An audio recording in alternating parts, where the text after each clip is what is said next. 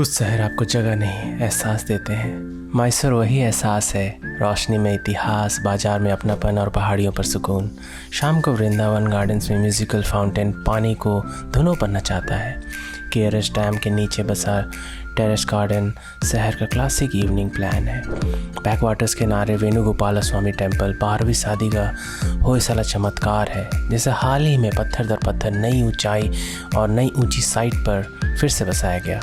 नए बेंगलोर मैसूर एक्सप्रेसवे पर Payana vintage and classic car museum Shri D Virendra Heggade द्वारा स्थापित 70 से ज़्यादा विंटेज कारें हैं, जिनमें महाराजा का 1949 टेम्बलर DE36 और CV रमन द्वारा चलाई गई 1947 स्टड ब्रेकर चैंपियन भी शामिल है। रोज़ सुबह 9 से रात 8 बजे तक ये खुली होती हैं और टिकट लगभग सिर्फ 50 रुपये है। दिन में मैसूर पैलेस, शाही ठाट और रात में जब करीब 97,000 बल्ब एक साथ जगमगाते हैं तो पूरा माहौल सोने सा चमकने लगता है। मीठे में मैसूर पाक, अलमारी में मैसूर सिल्क साड़ी KSIC के ऑथराइज शोरूम से ही लें और उसका सीरियल नंबर जो कि साड़ी बॉर्डर पे होता है उसे ज़रूर देखें। नदी किनारे निमिषंबा, जिसे कई लोग प्यार से चिन्नम्मा भी कहते हैं, यहाँ माँ के निमिष में कृपा करने की मान्यता है। मंदिर से बहती कावेरी शांति सिखाती है। ऊपर चामुंडी हिल्स व्यू पॉइंट से शहर रेशम सा बिछा दिखता है। खाने में मैसूर मसाला डोसा, जिसकी बटर क्रिस्पी कमाल है, और फिर RRR की बनाना लीफ बिरयानी बहुत ही लाजवाब है। थोड़ी भीड़ होती है बट वर्थ द वेट। और आधे दिन में सिवना समुद्र वाटरफॉल्स, वहाँ पानी की ताकत और 1902 की हाइड्रो हिस्ट्री जिसने KGF तक करंट पहुँचाया था। चलिए 14 मिनट में जानते हैं कि कहाँ जाएं, क्या खाएं, कैसे घूमें और हर जगह की एक छोटी सी कहानी, ताकि आप अपनी मैसूर कहानी और गहरी बना सकें। चलिए देखते हैं मेरे साथ। मैं हूँ गौतम और आप देख रहे हैं गौतम इन कनाडा।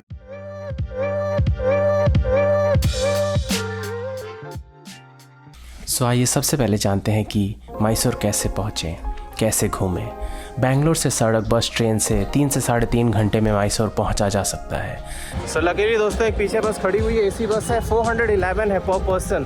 मैसूर लेकर ड्रॉप कर देगा। जल्दी से उसी में ही चढ़ लेते हैं। दोस्तों ये है हमारा जो सेंट्रल बस स्टैंड, यहीं से पकड़ी हमने बस। दोस्तों चलिए अब जानते हैं कि मैसूर में कहाँ ठहरे, पैलेस और मार्केट के पास ठहरे या कहीं दूर। अगर आप सिटी सेंटर में रहना चाहते हैं, खासकर मैसूर पैलेस और देवराजा मार्केट के पास, ये विकल्प बढ़िया है जो मैं आपको बताने वाला हूँ। लग्जरी स्टे के लिए Radisson Blu plaza hotel Mysore, जो कि पैलेस के पास है, रूफटॉप पूल भी है और शानदार व्यूज है। हेरिटेज वाइब के लिए आप रॉयल ऑर्चिड मेट्रोपोल में ठहर सकते हैं, जहाँ कॉलोनियल चार्म और शांत माहौल है। मिड रेंज और फैमिली फ्रेंडली के लिए आप होटल पाई विस्ता में भी ठहर सकते हैं या होटल पार्क लेन में ठहर सकते हैं, जहां हमने भी अपनी रातें गुजारी थी। होटल पार्क लेन में उनका खुद का रेस्टोरेंट है और बहुत सारे इंडोर एक्टिविटीज़ हैं बच्चों के खेलने के लिए, और सेल्फीज़ के लिए अच्छे अच्छे स्पॉट्स बनाए हुए हैं, इंस्टा रील्स के लिए अच्छे अच्छे स्पॉट्स बनाए हुए हैं। और पर डे केवल 2000 से 2500 के बीच में आपको 1 नाइट रूम मिल जाएगा। बजट स्टे के लिए आप होटल MB इंटरनेशनल में भी रुक सकते हैं, जो सेंट्रली लोकेटेड है, प्रैक्टिकल है और साफ़ सुथरा है। देखिए, दशहरा या वीकेंड में पैलेस इल्यूमिनेशन देखने के लिए दूर दूर से बहुत लोग आते हैं, इसलिए एडवांस बुकिंग जरूर करें क्योंकि इस समय होटल जल्दी भर जाते हैं। शहर के अंदर घूमने के लिए ऑटो, ऐप वाले कैब सुविधाजनक हैं। सुबह जल्दी निकलें ताकि भीड़ कम मिले और खूबसूरत रोशनी के बीच आप एंजॉय कर सकें। तो दोस्तों फाइनली मैंने ओला कर लिया। ओला हाफ डे के लिए बुकिंग कर लिया है। कुछ 1300 से 1400 रुपये के आसपास पड़ेगा।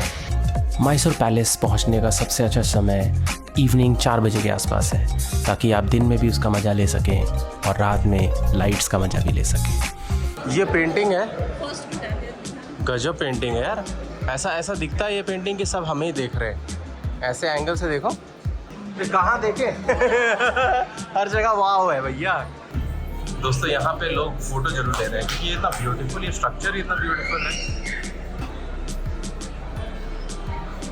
कोई बोल नहीं सकता कि ये लोहे के पिलर्स हैं। ये लोहे के पिलर्स हैं और ये कितना प्रिटी है।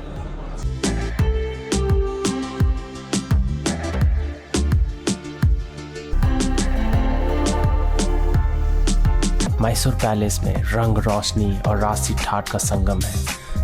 तो दोस्तों आपको दिखाता हूँ इस पैलेस का सबसे सुंदर जोन। पता नहीं आईफोन कितना इसको रेस्पेक्ट कर पाएगा, लेकिन this is the most beautiful.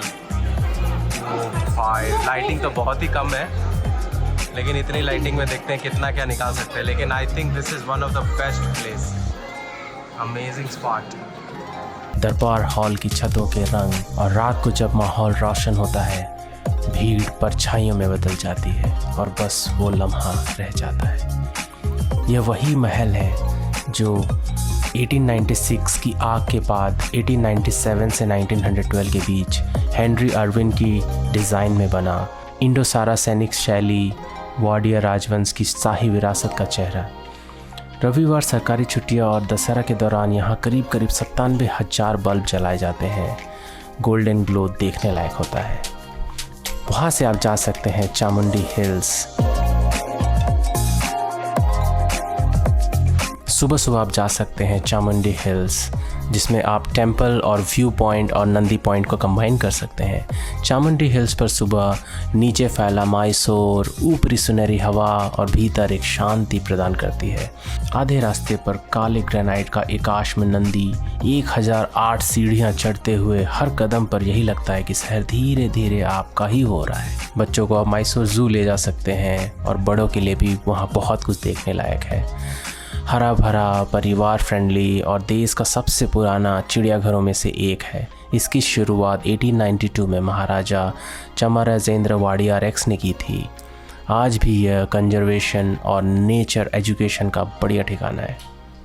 आप मैसूर पार्क ट्रेल में भी जा सकते हैं, जहां पर आप सबसे पहले गुरु स्वीट मार्ट देवराजा मार्केट के कॉर्नर पर ही है, जहां पर एकदम यमी मैसूर पाक मिलता है। श्री महालक्ष्मी स्वीट्स जो कि लोकल्स का फेवरेट है, वहाँ पर भी बढ़िया टेक्सचर वाले मैसूर पाक आपको मिलते हैं। आप वहाँ जब भी जाएं ये ज़रूर पूछें कि फ्रेश पैच कब आने वाला है या आ चुका है, और इसी को आप टेस्ट करें। आप रात में देवराजा मार्केट भी जा सकते हैं, जो कि रंग, खुशबू और सैकड़ों कहानियाँ व्यतीत करती हैं। मोगरा, हल्दी, कुमकुम की ढेरियाँ, केले के पत्ते। यह बाज़ार 1886 में बना था और 1925 में डोडा देवराजा वुडेयार के नाम पर पड़ा। आज भी ये मैसूर की धड़कन है।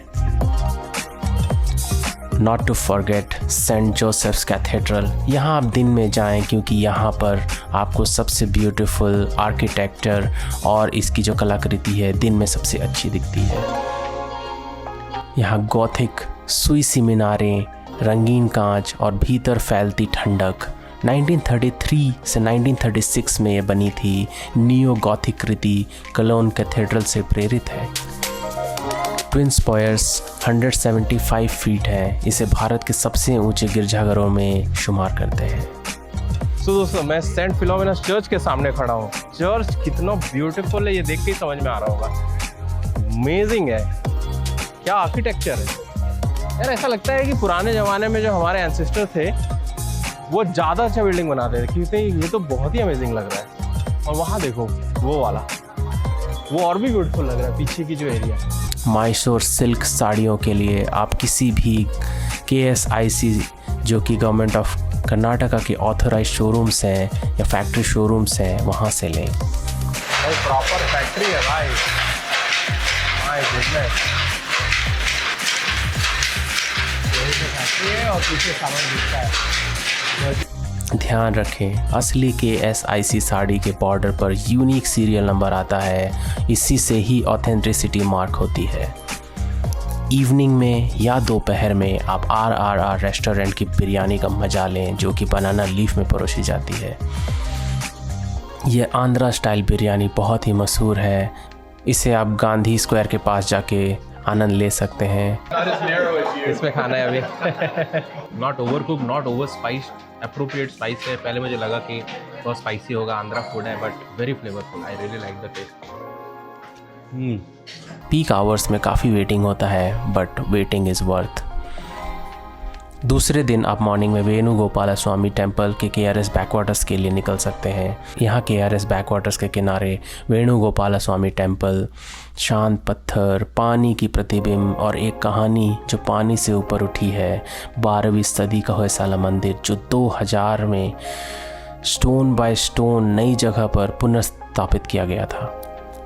तो दोस्तों ये जो है ना, ये चैरियट है, ये ऐसा बनाया है जैसे हम्पी टेम्पल वगैरह में बनाया जाता था, उस टाइप का जो है इसका कंस्ट्रक्शन है। ये होयसाला किंगडम का जो है ना, ऐसा कंस्ट्रक्शन हुआ करता था। कार्विंग्स इतनी गजब है, बहुत ही ब्यूटीफुल कार्विंग्स।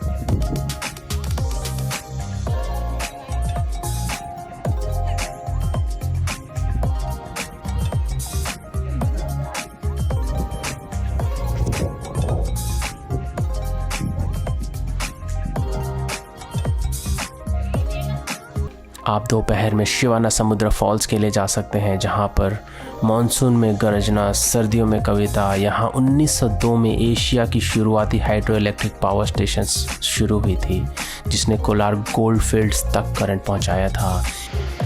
भाई स्पॉट तो बहुत ही अच्छा है, वाटरफॉल तो मेगा है, मेगा। वहाँ देखो, बाप रे क्या वॉल्यूम है यार वाटर का। 2-3 दिन का आप एक परफेक्ट प्लान बनाएं और आप पहले दिन मैसूर पैलेस, देवराज मार्केट और गुरु स्वीट्स और रात को पैलेस इल्यूमिनेशन का मजा लें। दूसरे दिन आप सनराइज चामुंडी, नंदी हिल्स, मैसूर जू और सिल्क साड़ी की फैक्ट्री या KSIC सिल्क विजिट करें। शाम को वृंदावन गार्डन्स का म्यूजिकल फाउंटेन्स का मजा लें। डे 3 हाफ डे आप शिवनासमुद्र वाटरफॉल्स, वेणुगोपाल स्वामी का सनसेट और बीच में पायना म्यूजियम। अगर आप ऑटोमोबाइल प्रेमी हैं तो उसका मजा लें। सबसे अच्छा मौसम अक्टूबर से फरवरी होता है, जहाँ पर सुखद मौसम। मानसून में झरने सबसे ताकतवर होते हैं, तो कंडीशन जरूर चेक करें।